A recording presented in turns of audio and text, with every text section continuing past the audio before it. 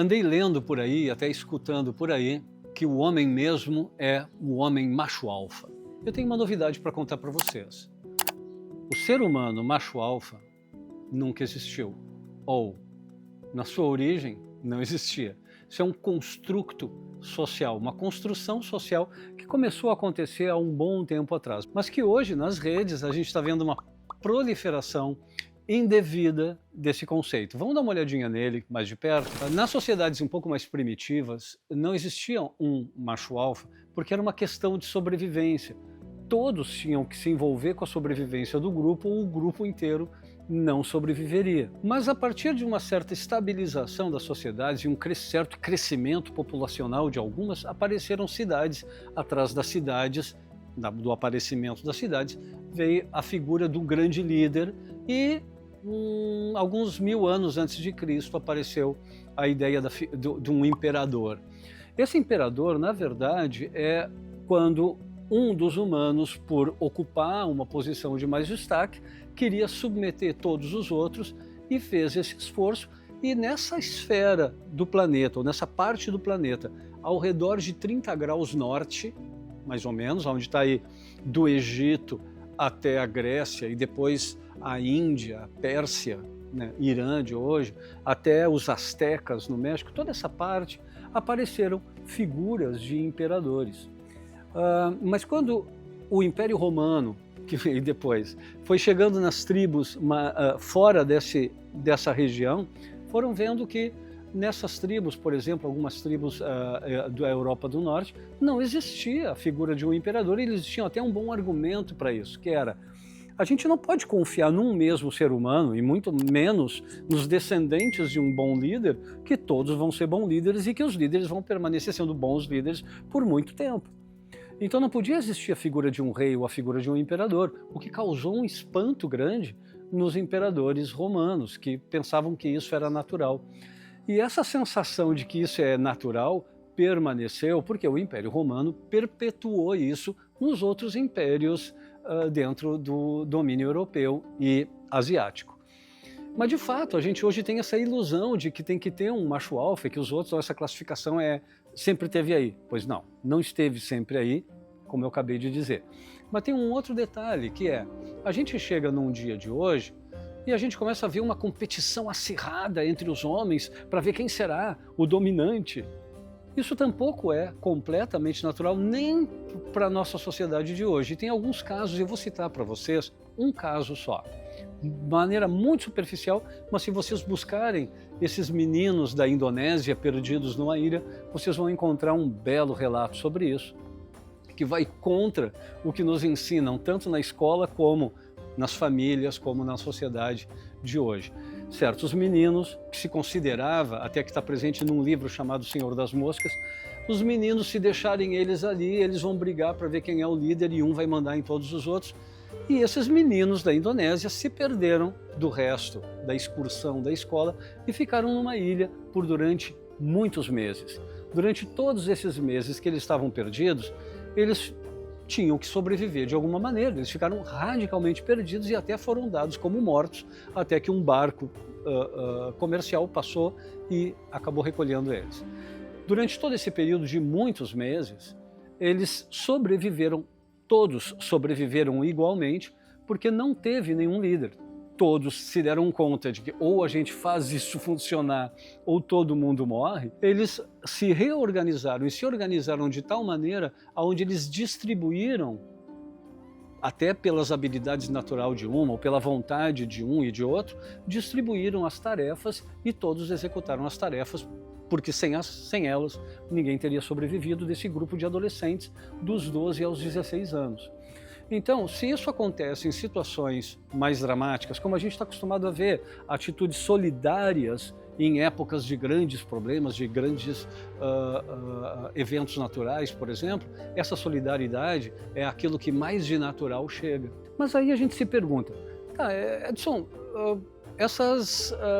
as redes sociais estão mostrando que os homens estão muito polarizados, e mais ainda, eles não estão só polarizados entre si, o que é ainda pior e mais forte ainda, é que eles estão polarizados com as mulheres.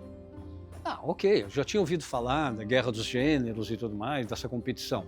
Essa competição tampouco é muito natural se a gente for olhar uma história muito antiga. Mas o que está acontecendo então que está tudo tão polarizado assim? Em primeiro lugar, a gente tem que reconhecer que tem interesse comercial nisso. Os algoritmos saltam às nuvens se tem intriga. Então, claro, a ideia de forçar um pouco a barra até para que tenha essa polarização está presente como um interesse comercial. Os algoritmos, as empresas, todos os que estão envolvidos com isso querem que exista essa polarização porque isso atrai a atenção de mais pessoas e isso dá mais dinheiro. Mas vamos escapar desse assunto e vamos entrar num tema um pouco mais, vamos chamar assim, menos fácil e menos óbvio. O que acontece é o seguinte, todos nós temos a intenção de, quando a gente chega na adolescência, de querer o abraço e o beijinho daquela pessoa que nos atraiu. A gente começa a sentir esse impulso a se aproximar, principalmente do sexo oposto, ou de alguém que nos atrai também sexualmente, e a gente procura se aproximar daquela pessoa com a expectativa de que aquela pessoa vai estar aberta para nós. Por quê? Porque a gente está aberta para elas. Só que daí não é bem assim, porque a gente se aproxima de alguém cheio de boas intenções, mas a outra pessoa não tem aquela mesma intenção com a gente. O nome disso é frustração. Cada vez que eu me frustro, eu fico irado. E essa ira, poxa, isso não poderia ter acontecido. Isso vai agredir, ou vai atacar, ou vai afetar a minha autoestima. E quando afeta essa autoestima, além da raiva que eu me sinto ressentido com a atuação da outra pessoa. Mas isso é um problema? É um problema. Isso é absolutamente natural. Todos nós, 100% dos seres humanos vão se frustrar na adolescência. Não tem como escapar disso. Tá, mas a questão daí então é o que eu faço com essa frustração? Eu vou me indignar com o mundo e ficar um ressentido eterno? É uma decisão. Eu acho que, na verdade, eu estou vendo um monte de gente, infelizmente, tomando essa decisão de perpetuar um ressentimento. Mas eu acho que não é a melhor alternativa, principalmente por uma coisa, porque a própria pessoa que está enraivecida, irada e ressentido, é uma pessoa que está em sofrimento. E aí, assim, a dor de uma rejeição, a dor de uma frustração é inevitável. Todos vamos sentir. Mas permanecer na dor tem um outro nome, sofrimento. E aí é opcional. Se tu está te sentindo agora, ressentido, rejeitado, diminuído, com a tua autoestima atacada ou até rachada, vai tomar uma atitude. Olha para isso, olha para esse sentimento e recebe ele. Ele é absolutamente legítimo. É muito legítimo que a gente se sinta frustrado e é muito legítimo que eu queira culpar aquela pessoa que está ali por ela ter me rejeitado. E aí eu vou dizer para ela, tu não presta. Mas tem algum sentido levar isso adiante? Não, deixa isso para lá, vai procurar tua turma. Não tem tu, vai tu mesmo, que é uma péssima expressão. Mas na verdade o que acontece é que a gente está se descobrindo durante a adolescência. Eu estou descobrindo quem eu sou. Eu não tenho muita ideia antes de quem eu sou, o que eu gosto, como é que eu me comporto, quais são as minhas reais expectativas. Eu só quero receber um beijo, um abraço e um carinho, né, um chamego.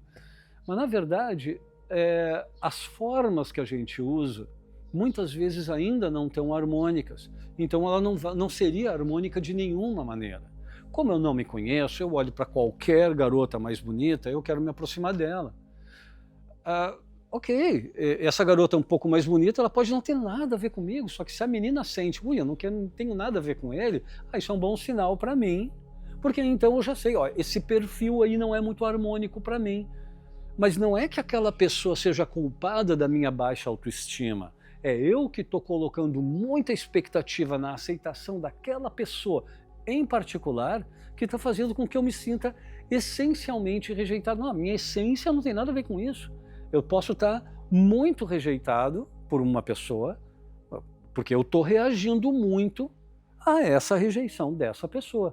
Agora, se eu entendo que pode ser que essa pessoa não seja a pessoa mais harmônica com o meu perfil, aí eu aceito que isso esteja acontecendo aqui e eu vou tentar olhar o que eu tenho, que é muito valoroso para mim, que eu me sinto feliz de ter essa característica e eu vou trazer essa característica para fora, que muitas vezes é a minha habilidade de dançar, ou a minha habilidade de conversar, ou alguma outra habilidade que eu tenho que pode ser admirável. Por quê? Porque se eu admiro isso em mim, seguramente nesses 8 e tantos bilhões de pessoas vão ter outras pessoas que vão admirar essa mesma habilidade em mim. A minha voz não é das melhores, das mais bonitas, mas isso, se eu tiver a expectativa de ser um excelente cantor ou de ter, né, uma comunicação verbal acima de todas as outras, eu vou ficar muito frustrado. Aí o que eu posso fazer? Arrastar essa frustração o resto da vida ou explorar uma outra habilidade minha. Quando acontece isso nas relações, eu vou acabar vendo que vai ter um olhar daquela pessoa, um olhar de admiração daquela pessoa por quem eu sou. Agora sim, eu começo a trocar com aquela pessoa alguma coisa que tenha a ver com aquilo que fala de mim, que brota do meu coração em essência. E o que eu faço com aquele sentimento de frustração? Ah não, agora ele já não entra mais. Mas por que não entra mais? Porque aconteceu, sem que a gente tivesse dado conta, aconteceu alguns passos. Na verdade, para ser didático, são 7 passos. Mas vamos olhar para um deles. Eu entro na experiência de sedução. Ei, garota, não, ninguém faz isso. Eu entro numa experiência de sedução que começa com um olhar, que começa com um sorriso, que começa com uma aproximação, com um assunto, com uma pequena conversa. Quando essa experiência é uma experiência de rejeição, por exemplo, essa mulher não gosta de mim, o que eu vou fazer com isso? Eu vou olhar para essa experiência, apareceu aí uma frustração. Deixa eu olhar para essa frustração. Sabe o que a gente é ensinado? Meninos não olham para isso. Meninos têm que ser fortes. Ei, pera um pouquinho, eu falei alguma coisa de força ou de fraqueza? Não. Tá, então esquece esse papo. Não entra nisso. Não vai ajudar em nada. Vamos olhar de novo. Está aqui uma frustração. Eu estou machucado, eu estou ressentido? Estou. Frustração é uma coisa, ressentimento é outra. Então eu tenho que olhar para isso e entender de onde é que ele veio. Por que aconteceu isso?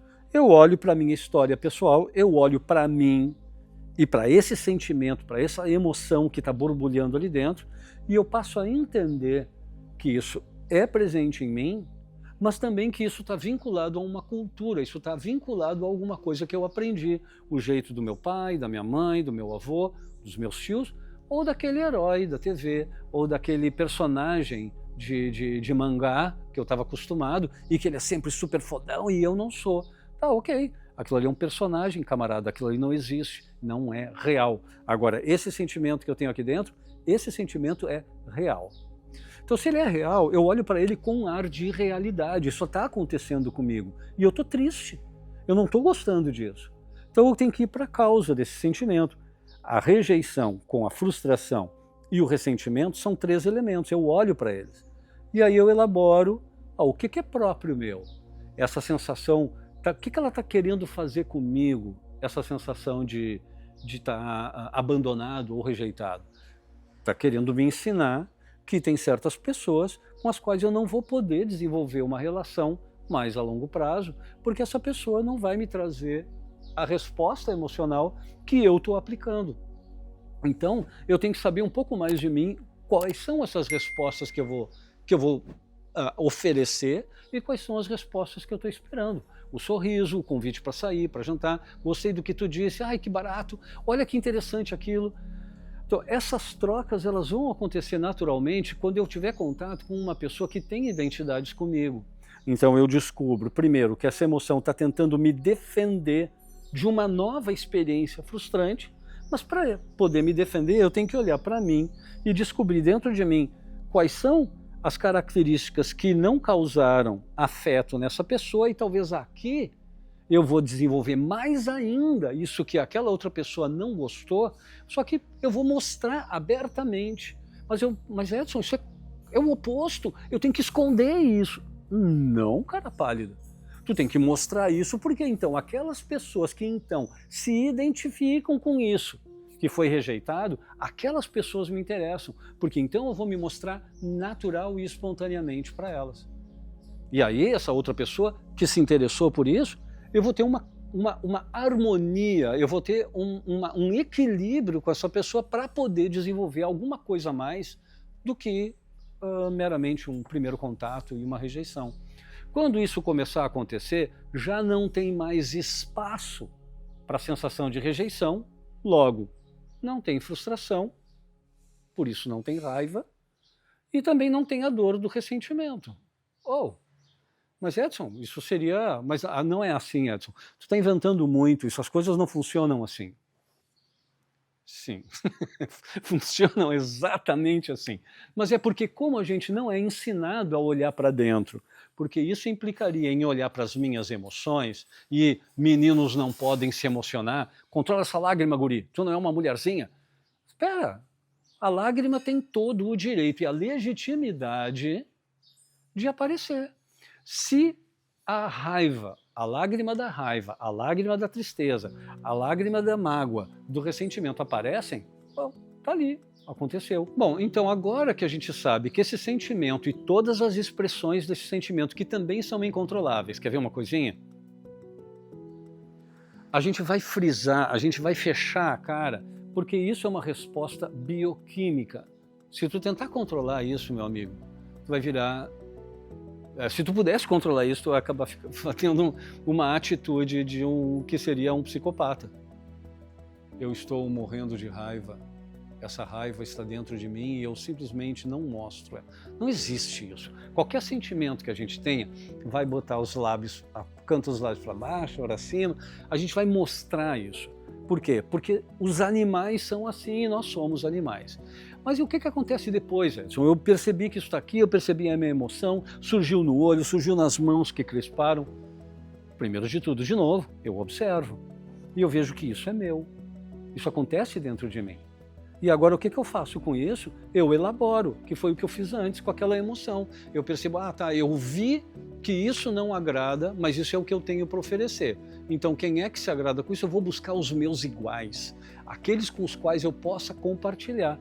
Quando eu faço isso, é um processo um pouco mais longo, porque ele tem certas fases intermediárias, que é essa elaboração que eu faço sobre esses sentimentos, e aí eu trago pensamentos, eu trago aprendizagens para dentro disso, observações da minha família, dos meus companheiros, até do mangá que eu falei antes, e isso tudo é um processo de elaboração que faz com que eu termine discernindo, a fase do discernimento, entre o que é meu, o que é do outro, e eu assumo isso que eu descobri, que é a grande transformação. Quando essa transformação acontece, onde eu descubro que aquilo que estava sendo rejeitado é um valor para mim, e isso é valioso para mim, então eu tenho que encontrar a minha tribo para mostrar isso que eu tenho de valioso, então é o processo onde eu me transformo e essa transformação vaza, transborda para o mundo, e então agora o mundo que eu vou estar me conectando é um mundo diferente do que eu tinha como menino, adolescente, e agora eu estou madurando, amadurecendo emocionalmente. Quando esse amadurecimento acontece, é como se eu integrasse em mim as experiências anteriores e agora eu estou muito mais forte do que eu estava antes e eu não preciso ser um macho alfa para isso. A maior parte de nós, homens, não faz tudo isso que eu acabei de relatar. A maior parte de nós fica saindo de uma relação para outra e armazenando frustrações e, portanto, como toda frustração gera uma raiva, a gente acaba construindo muitas raivas e nos leva até o ódio. E esse ódio que a gente está sentindo nas redes hoje é justamente uma falta de trabalho pessoal sobre essas emoções, que são emoções válidas, mas que a gente precisa lidar com elas antes que elas se convertam em ódio, principalmente porque quem está odiando está sofrendo. Muitos que pensam que o ódio é só botar para fora alguma coisa, não, porque a gente acaba se contaminando e se mantendo contaminado com esse ódio, e alguns grupos de homens têm se reunido para cultivar esse ódio como se isso fosse alguma coisa minimamente saudável para qualquer um, e não é. Mas na verdade, esse confronto todo é só porque faltou algum tipo de elaboração e de amadurecimento emocional para toda uma geração. uma geração de pais que então não transmitiu não passou essa clareza emocional para os seus filhos, e eu acho que agora está num bom momento da gente tomar isso para nós mesmos. Quem está sofrendo, olha, eu estou sofrendo, eu vou sair desse sofrimento agora. E esse sofrimento sai, pelo menos para nós do 639, é um convite a que a gente use esse sofrimento como um impulso para desenvolver essa consciência sobre as emoções, consciência sobre o comportamento e poder trazer para as nossas relações algo de muito mais saudável, onde a raiva e o ódio não sejam parte disso. Então, uma das coisas que se diz por aí é que só tem um tipo de homem e só tem um tipo de mulher. Também, isso é uma falácia, isso é um real, um grande engano. E nós no 639, até na concepção do aplicativo 639 App, a gente já sabia disso, que todos nós somos diferentes de alguma maneira. Então a gente precisava trazer, disponibilizar isso para todo mundo, que é esse conhecimento da individualidade de um e da individualidade de outro. E por isso a gente precisava fazer um aplicativo onde a imagem não tivesse prioridade, onde o perfil não tivesse prioridade. Então nós do 639, a gente pensou nisso desde o princípio, de trazer essências que se encontram com essências e não passem por um pré-julgamento que leva todos nós a esses conflitos de autoaceitação, de aceitação do outro, sentir-se feio, sentir-se inadequado, sentir-se frágil, vulnerável. Então, na verdade, quando a gente propõe, o 639 propõe um encontro de essência com essência, porque já vai direto naquele ponto que eu estava falando de falar para quem vai ter uma abertura comigo. A nossa proposta com o aplicativo 639 é justamente essa. Deixa que a tua essência se mostre. E ela vai se mostrar naturalmente, porque foi o aplicativo, foi o algoritmo que a gente criou para isso. Ficou curioso? Quer debater um pouquinho sobre isso com a gente? Escreve nos comentários aí abaixo e faz um teste. Baixa o aplicativo 639 App e conhece o nosso aplicativo no seu funcionamento e segue a gente aqui, seguindo a Pedagogia dos Afetos 639. Vamos conversar, vai ser bom.